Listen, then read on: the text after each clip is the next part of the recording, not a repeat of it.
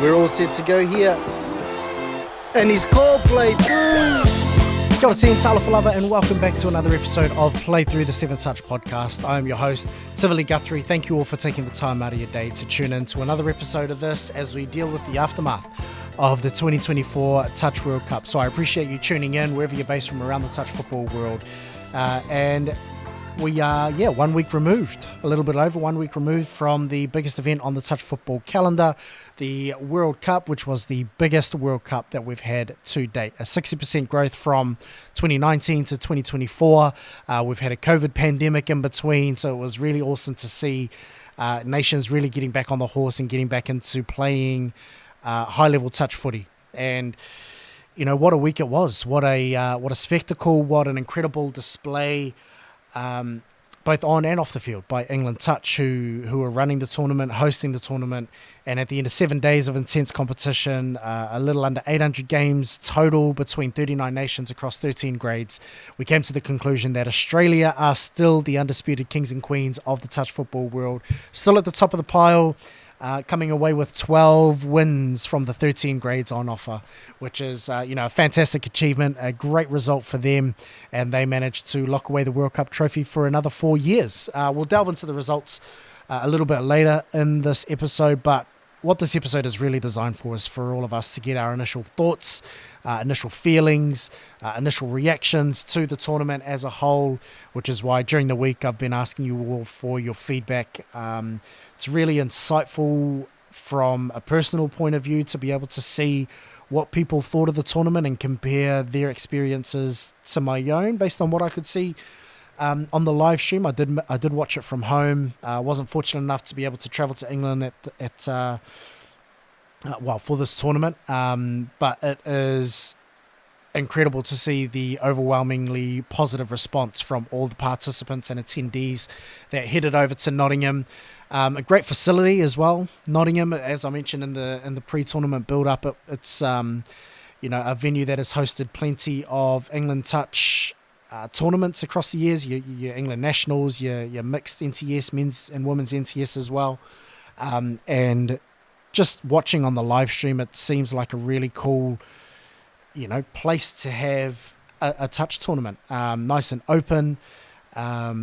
You've got pretty well-kept fields as well, which really got put to the test on days 1 and 2 of this World Cup. Torrential rain, and that led to the closure of the main field on day 3. I was wondering whether it was going to be a repeat of the Coffs Harbour World Cup 2015, where it was absolute mud baths. But fortunately for the event as a whole, the sun came out on day 3 and lasted for the rest of the tournament as well. So on days 3 to 7, we really got to see some free-flowing touch. The sun came out, got to see some dry weather footy, and that really contributed to the on-field product, which was really cool to see. Some really high-quality touch, which was amazing to watch on the live stream. Excuse me, and it contributed to the atmosphere as well. The atmosphere, was one of the positives that a lot of people came back with in terms of their responses. It was a fun tournament to be at, which that was a common piece of feedback. And it was really a really relaxed and really comfortable environment. The fan zone probably helped that a lot. You had the big screen, you had shaded areas, you had lots of food vendors and drinks trucks around where, I think they had an on-site bar even. You looked at the crowd in the middle of the men's final, and there are people, with their beverages on the sideline. That always contributes to a real relaxed and fun and comfortable environment, as long as people don't go overboard, which obviously they didn't. But it was really cool to see touch being fun to watch again. And, speaking of spectating, it was really spectator friendly, the venue. And then I think you could tell by looking at the 3 Opens finals, the mixed, the men's and the women's, the crowd that was there around the field. It really harkened back to some of the old school touch that you see on old videotapes in the 90s and 2000s, where the field is just absolutely packed. It's about 6 or 7 people deep, and that's an incredible visual for our sport. If you tuned into the Touch World Cup, you didn't know what it was. You tune into the World Cup final and you see that amount of support around the fields as well as the on-field product. I think that's a recipe for success. So I think another really big positive was the community involvement. The volunteers were all amazing by all accounts, and then having I suppose the added bonus of being able to invite local schools to give touch a try and watch some of the touch that's on display, I think was a really smart move. A real massive kudos to England Touch executive Chris Simon and his team for putting on such a well-run event. It was a pleasure to watch from the comforts of my own home, and I can only imagine what it would have been like for the attendees in person. Heading into or looking ahead to 2028 in New Zealand, I think Touch New Zealand have a massive job on their hands. They've got a lot of expectations, I think, to live up to. I don't know whether we'd see, an emulation of what the World Cup looked like this time around. I think Touch New Zealand will have to, obviously it's a little bit different in terms of, the clientele, for want of a better word, here in New Zealand, as well as whether local councils will be able to allow that type of freedom that England Touch were afforded at Nottingham. So I think they may have to go a different route, but it'll be interesting to see what they can pull off in 4 years' time. I think a couple of areas of not so much concern, but where people sort of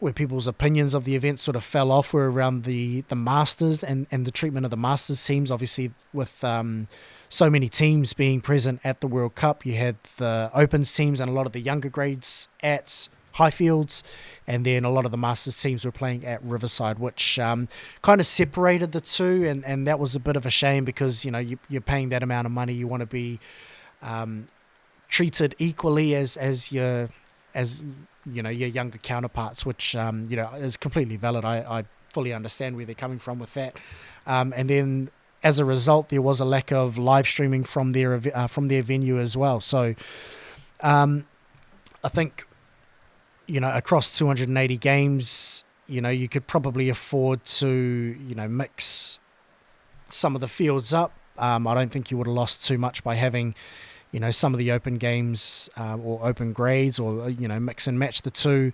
But in saying that, it may have detracted a little bit from the Highfields venue. So I suppose you've got to take the good with the bad, and if you're England Touch and FIT. And looking ahead to 2028, if the venue is where it is rumoured to be in New Zealand, I don't think size is going to be an issue in terms of venue. So, that idea of having your Masters at one venue and your Opens and younger grades at another venue, I don't think is going to be an issue. There were people that were, I suppose, a little bit upset or a little bit disappointed with the live stream coverage, which I get to a degree, but you got to understand that there's 280 games plus that were live streamed across 7 days, and it covered a real breadth of nations as well as grades. But yeah, I get where people are coming from, because there were some grades and teams that had only a handful of live stream games or even none at all, which across 280 plus games is quite remarkable. But I think there may need to be some tweaking in terms of the format and the scheduling for 2028. The seedings and rankings probably could have worked out a little bit better. I think heading into the tournament, you probably need to take into account not only where teams finished at the last World Cup, but also their results in between World Cups, because there were some grades where it just seemed like one side of the draw was stacked compared to the other side, which can really have a major impact on the round robin games and results, and then how that trickles into knockout footy. So I think that could probably do with a little bit of tinkering. Also the ranking system at the end, I think it was, obviously I wasn't there, so I'm not too sure on the rule book about who plays who in some of the playoff games, but it did seem a little bit inconsistent. in terms of like you're losing quarterfinalists and then who plays who in order to play off for, 5th to 9th, for example, and then from 9th to 12th. So I think that could, do with a little bit of work heading into 2028. The playing and refereeing standard, I think, was a major talking point, a major discussion point, purely because of the gulf in performance between, your tier one nations and your tier one referees and then the rest of the world. Refereeing is one of those things where, you get what you get kind of thing.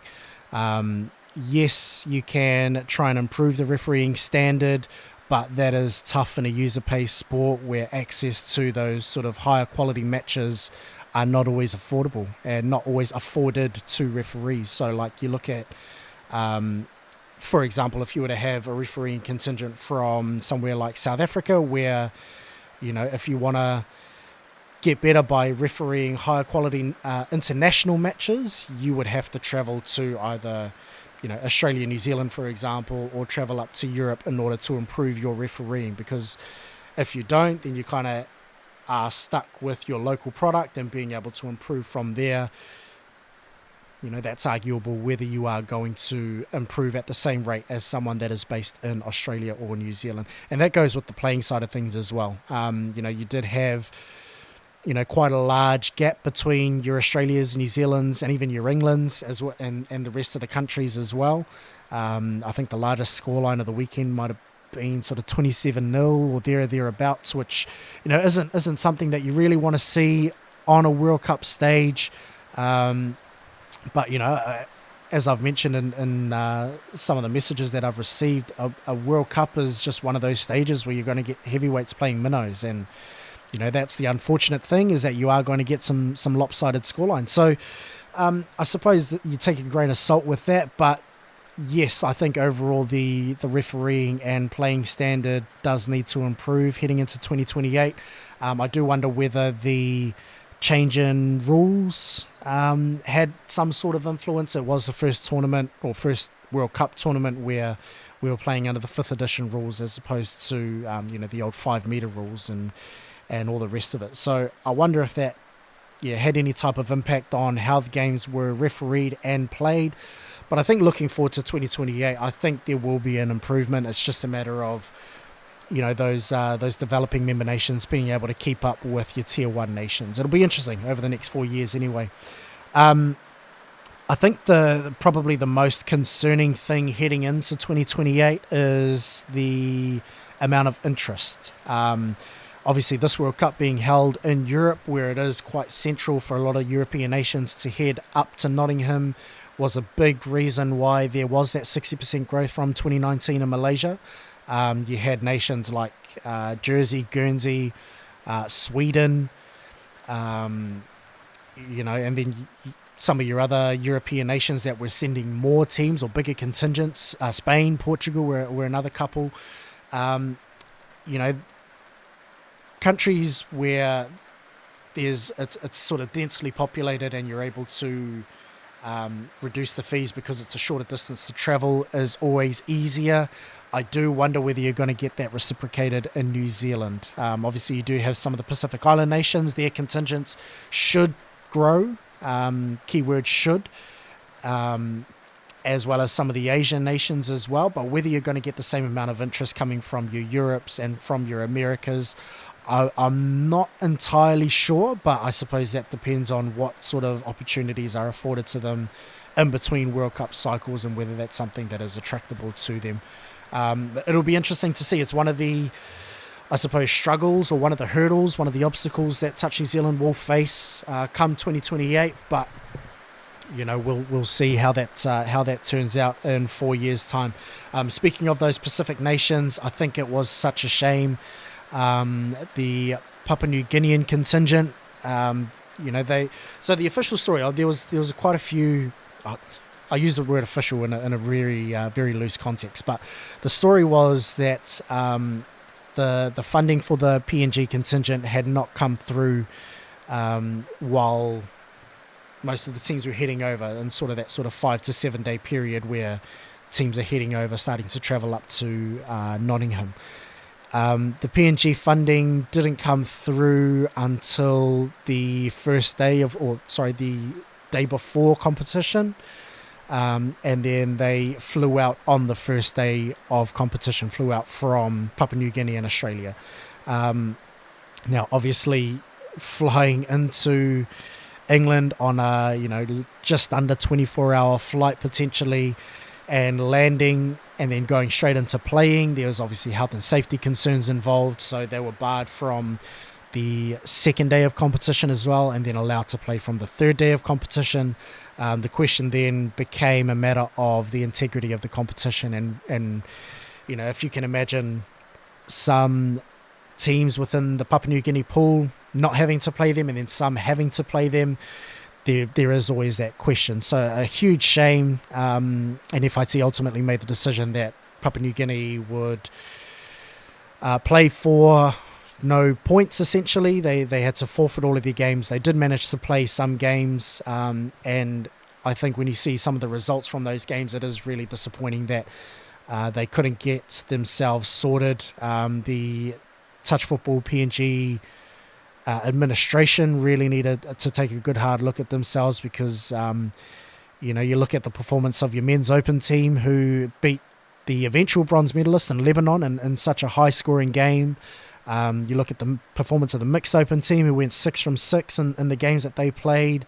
The women's open team, I think, won 4 from 6 off the top of my head. So it is a real shame that PNG couldn't sort themselves out to get to the tournament ahead of schedule. But I think heading into 2028, hopefully we don't see anything of the sort, and you see some real improvement in terms of behind the scenes from Touch Football PNG in this next World Cup cycle.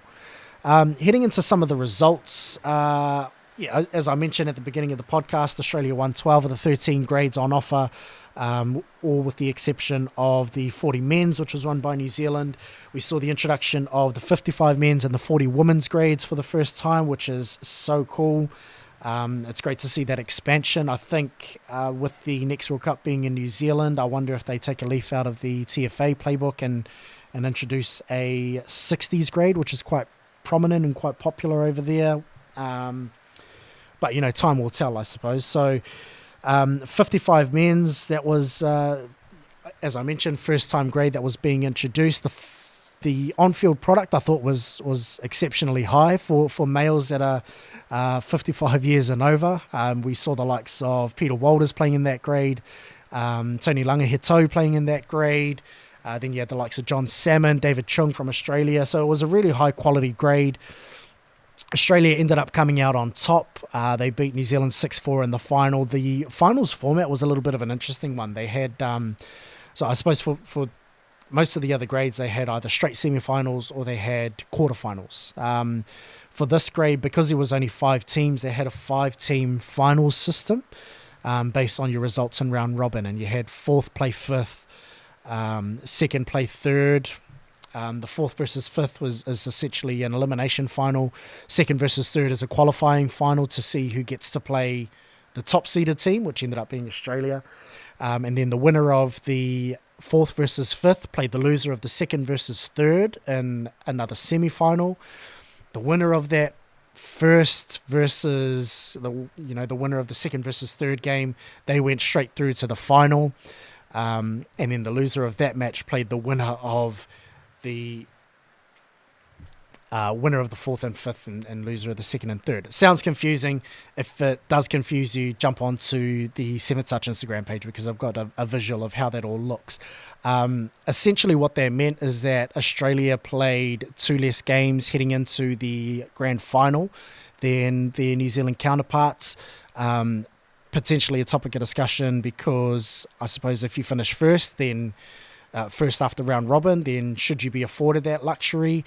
How much luxury is too much luxury? So I think, it is debatable. You probably could have eliminated one round of those finals completely by having, just your first place 2nd and your 4th place 5th.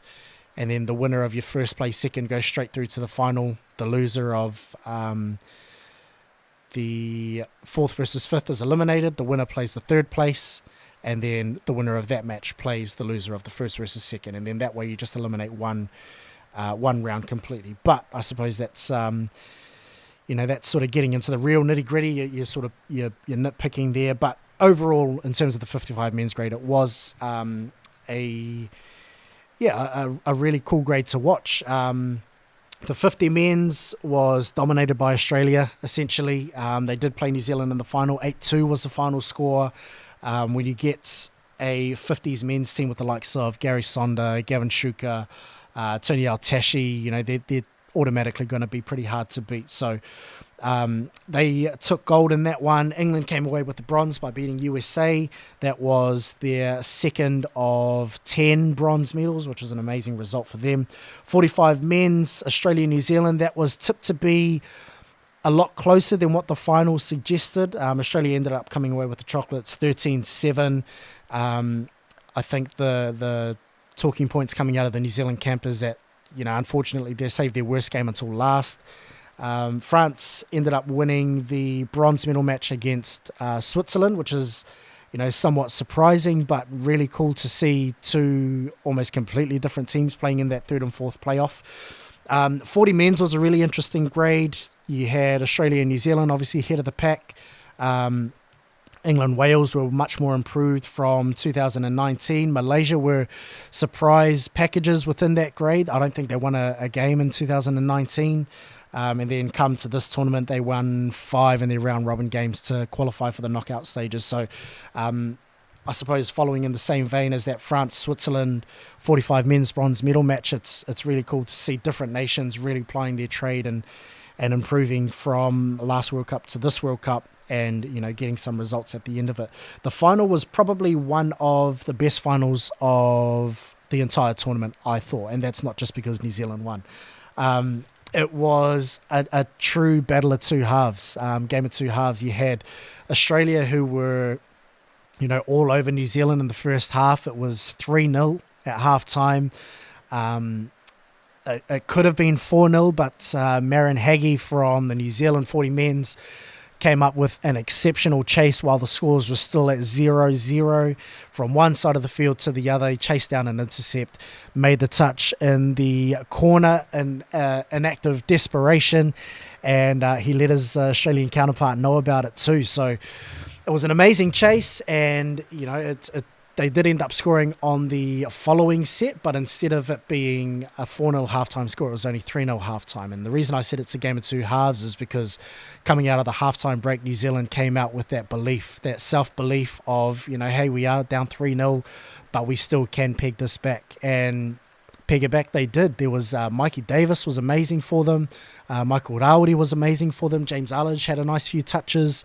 Former Japanese rugby international, by the way, James Arledge. So, they pegged it back, try at a time, 1-2, until they even the scores. And then with 2 minutes from full time, Marion Haggie touched down in the corner.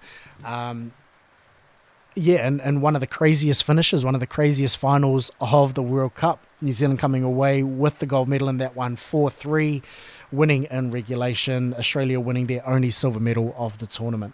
40 women's grade, as I mentioned, it is a first-time grade as well for this World Cup.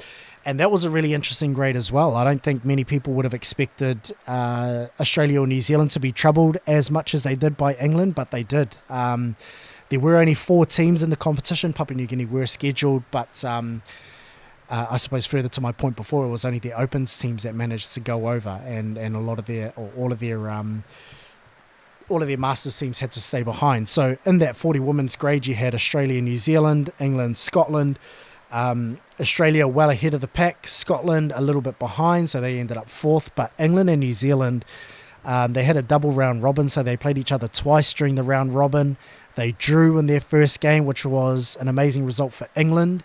And then England managed to pip them in the second round robin match, which I think it was said is the first time that any New Zealand women's team has been beaten by a nation other than Australia at a World Cup, which is a huge achievement for England, huge step forward for their women's program. And unfortunately, when they played each other in the semi-final, it was 3 times the charm for New Zealand, and New Zealand managed to get on top of England. But Across the 3 games that they played, it was 1 win apiece as well as 1 draw. So really interesting results there. New Zealand qualified through to the grand final and went down to Australia 4-1. 35 men's grade, Australia much too good for their New Zealand counterparts as well as the rest of the grades, winning the final 16-3. South Africa came up with a bronze medal. In the 35 women's, much the same. Australia too good. There was no New Zealand team entered in the 35 women's grade. So England qualified for the final. They managed to nab 1 of 2 silver medals. But Australia just too good in that final. South Africa coming away with another bronze. That was their second of the tournament. In the 30 mix, the 30 mix was a really cool grade, a really great grade, and very competitive as well, which was, I suppose, somewhat surprising. Australia and New Zealand obviously well ahead of the pack, but New Zealand had that 2019 result looming over them. So in 2019, the 30 mixed went down to the Cook Islands in the semi-final, and for the second time in Touch World Cup history, they failed to qualify for the gold medal match. And, you know, coming into 2024, that would have been hanging over them. They had a completely different squad. I think Zane Welsh was the only one that came back or that returned from that 2019 squad. They played each other in the round robin games. Cook Islands still brought in a strong squad with a couple of players from their 2019 squad, such as Terry Joe. They introduced like Johnny Leota, Kylie Joe. So they had a really good team, but New Zealand much too strong this time around. So they really exercised some of those demons. The other interesting battle was between Germany and England. Now, Germany surprised bronze medalists at last year's Euros, and they just kicked into another gear at this World Cup. They had a really great campaign. They finished second in their pool, only behind Australia, and I think when they played Australia, they only lost by 5. I think it was 10-5. So a really awesome result for a nation that, you know, isn't really prominent when you think of some of the major touch-playing nations. They got over the top of England in the round robin, which was a massive achievement for them. I think the first time that a German side has beaten England in touch football. So yeah, an overall really competitive, really compelling grade to keep track of. In the end, New Zealand and Australia ended up winning through to the grand final, and in a highly entertaining one, Australia came out with a 1-try win, 10-9, high scoring.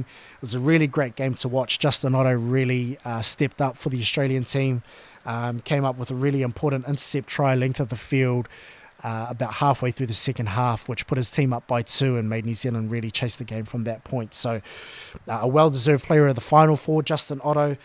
Germany ended up playing England in the bronze medal match and unfortunately went down. They couldn't replicate their round robin efforts, England winning yet another bronze medal. So yeah, a really interesting grade for the 30 mix. It'll be really intriguing to see what 2028 looks like for them. In the 30 men's, Australia, New Zealand again.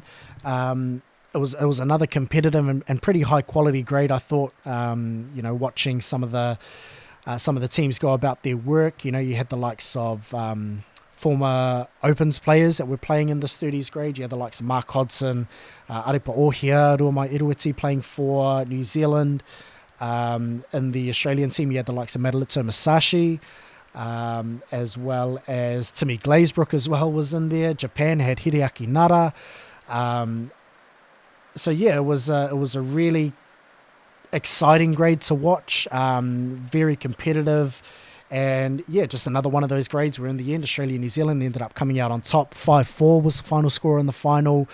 England pushed New Zealand hard in the semi-final, only going down by 3 in a pretty high scoring affair. It was 11-8 in that semi-final. So, you know, some pretty great games to watch throughout that entire grade. But Australia coming away with their 9th or 8th gold medal. 27 women's was another one where Australia just dominated. Again, no New Zealand team within that grade, which was disappointing considering they won in 2019. So they're not there to defend their gold medal, which pretty much gave Australia a clear path to take over that mantle. They won the final 7-1 against England. The battle between England and South Africa and USA within that sort of 2nd, 3rd and 4th spot was really interesting. England managed to come out on top. to win through to the final and nab that silver medal, their second of the tournament. South Africa managed to come away with a bronze medal, their third of the tournament. So massive effort from the Masters contingent of the South African touch box. And then you get into the Opens finals. The mixed Open was, one of the, well, I would say probably not one of, it was the most entertaining grand final of the day. Got down to a drop-off, which was really exciting. It was the only grade to go down to a drop-off. And Australia, coming out of the drop-off break, send out their two rookies and Chris Lennon and Zach Bazunas, which was, a real bold call. But, they managed to get the try coming out of the drop-off and managed to hold out the New Zealanders. So, a really fun final to watch. It was tit for tat most of the time, and when scores are locked at full time, you always hear that collective, groan from the crowd that they know a drop-off is imminent. So really entertaining final. The women's final was a lot closer than I think a lot of people anticipated, myself included, and that's a credit to the Touch Blacks and the work of Peter McIntyre and Latoya McIntyre and Kim Annika Bailey in that, that coaching realm and getting the girls up for that Open Women's final. They managed to hit first. Australia really dominated the first half after that point, and it was 3-1 for a long period. New Zealand managed to get it back to 3-2 with about 10 minutes to play, and then Australia just ran away with it within that last 10-minute period, and they ended up winning 6-2. So another Open Women's title for Australia, and they extend their unbeaten streak out to, I think it might be sort of 30-ish games now, which is an incredible achievement.